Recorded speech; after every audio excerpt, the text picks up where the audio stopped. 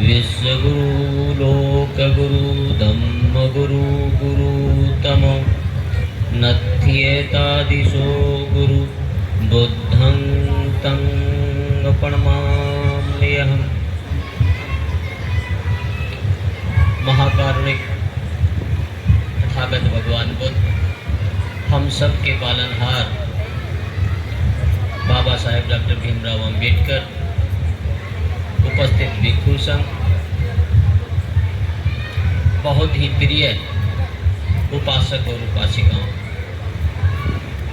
सर्वप्रथम तो आप सब ही बधाई के पात्र हैं।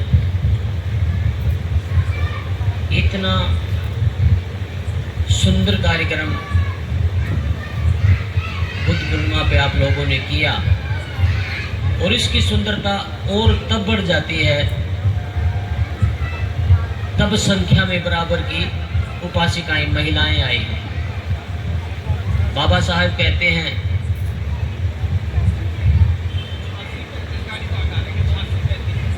86-35 गाड़ी कहीं है, उसको हटाएं वहां से, जिसके लिए 86-35।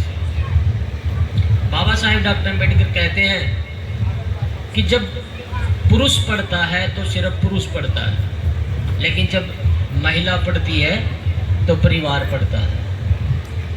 आज संघमित्रा बुद्ध विहार के इस प्रांगण में, पवित्र प्रांगण में पहुंच करके हृदय बहुत प्रफुल्लित है कि इतनी बहनें उपासिकाएं यहाँ उपस्थित हैं और रात के 9:30 बज रहे हैं, इस समय तक यहाँ बैठी हैं। और जितने भी उपासक हैं, हम काफ़ी देर से देख रहे हैं, सारे के सारे जो कि त्यों बैठे हैं जैसे पहले बैठे थे। और उससे भी बड़ी बात यह कि आपके यहाँ हम सुन रहे बैठे बैठे IAS अधिकारी भी हैं, पूर्व विधायक भी हैं, सेक्रेटरी भी हैं, प्रोफेसर भी हैं, बैंकर्स भी हैं, और इतने अच्छे अच्छे वक्त आए। बिम्बसारिया जी की बात ने हमें काफ़ी प्रभावित किया। एक मंजे हुए अर्थशास्त्री की तरह उन्होंने बुद्ध के अर्थशास्त्र को समझाया। आज का जो दिन है बहुत सामान्य दिन नहीं है। अगर आपका कोई जानने वाला पुरी में है, आपका जानने वाला कोई गुजरात के तटीय क्षेत्रों में है, केरल में है, तो आप उनसे फोन करके 1932 में आई वो कविता लिखी गई, उस कहानी, उस कविता ने भगवान बुद्ध के जो शिक्षा थी उसको इतना भ्रमित कर दिया, उस स्टोरी को इतना भ्रमित कर दिया, नई स्टोरी सुना के, कि भगवान बुद्ध की जो मूल शिक्षाएं थी वो इधर उधर हो गई। लेकिन बाबा साहब डॉक्टर अम्बेडकर और आप जैसे वरिष्ठ और पढ़े लिखे उपासक और भिक्षु संघ की बदौलत आज फिर से रेल पटरी पर लौट आई है। और आज बुद्ध पूर्णिमा और हम यहाँ कोई भी ऐसी आजीविका ना करें जो हथियार से संबंधित हो। हथियार भी अंततः किसी न किसी को समाप्त ही करता है। विश्व से संबंधित व्यापार ना करें, विश्व भी किसी न किसी को अंततः किसी न किसी की जान ही लेता है। जीव का व्यापार ना करें और मांस का व्यापार ना करें। मांस भी आपका पहला सील टूटेगा। पाणाति पता मेरे मुझे शिक्षा पदम समाधियामी, प्राणी हिंसा होगी तभी तो मांस आएगा। तो भगवान बुद्ध ने ऐसी आजीविकाओं के लिए मना किया है। उसके बाद आता है सम्यक व्यायाम।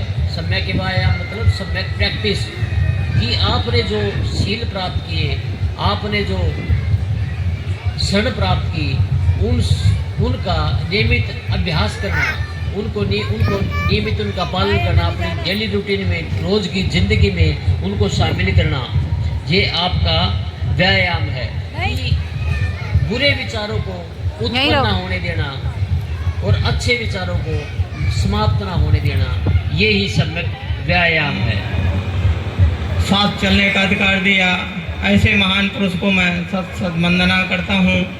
और मैं माताओं एवं बहनों से अनुग्रह करूँगा कि आप पखंडवाद को छोड़ें, और भांग धतूरों को कम अपनाएं, क्योंकि अगर माताएं बहनें सुधर जाए तो हमारा 90% भारत सुधर सकता है। धन्यवाद। मैं इसी बात अपने गुरुदेव के जन्म जयंती के अवसर पर जो हम मना रहे हैं, आपको सबको साधुवाद मंगलवाद। भगवान बुद्ध ने कहा था कि जो दुख का कारण ढूंढना है, दुख को नहीं ढूंढना, दुख का कारण ढूंढना है।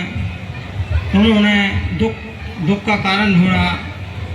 जब दुख का कारण ढूंढते ढूंढते उन्होंने तपस्या की तो दुख का कारण उन्हें पता चला ज्ञान से। ऐसे महान पुरुष धरती में बहुत कम आते हैं। जैसे बाबा साहब इतने ज्ञानी पुरुष, जिसको अमेरिका में सिंबल ऑफ नॉलेज के नाम से जाना जाता है। बाबा साहब ने ऐसे महापुरुष पैदा हुए जो एक आदमी, एक महान पुरुष वो काम करके चला गया जो हजारों लोग 80-80 हज़ार रुपये का महीना पाते हैं, 1-1 लाख 1.5 लाख का वो नहीं कर सकते। जिसके पास में 25 रुपये नहीं थे विदेश जाने के लिए, ऐसे महान पुरुष ने देश का कल्याण कर दिया। हमारी माताओं को आरक्षण, हमारी माताओं को, हमारे भाइयों को नौकरियां